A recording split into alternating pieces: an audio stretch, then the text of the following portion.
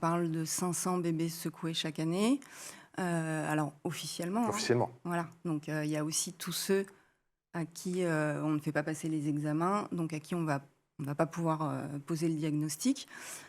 Et ça, là-dessus, C'est ça qui tous est les effrayant, c'est qu'on se dit experts, que le chiffre ouais. est Tous très les experts certainement... s'accordent à dire qu'on est dans une sous-évaluation du chiffre, évidemment. Mais c'est une maltraitance qui se passe toujours à huis clos, donc dans l'intimité d'une maison, avec uniquement un adulte et un bébé. Donc, pas de témoins autres, et avec un tout petit. Donc, les victimes, elles ont moins de 1 an, dans 2 tiers des cas, moins de 6 Pas de mois. témoins, les aveux qui sont rares.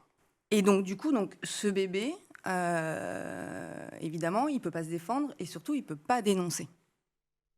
Donc, ça serait à l'auteur de pouvoir dire ce qu'il a fait, sauf que les aveux sont extrêmement rares. On obtient des aveux uniquement dans le cadre des procédures quand on met les auteurs face aux faits, et qui sont comme acculés, qui peuvent plus faire autrement, et encore, ça reste très rare. On a très peu d'aveux et les gens s'enferment dans une forme de déni ou de honte, ou je ne sais pas très bien ce qui se passe dans leur cerveau, mais c'est...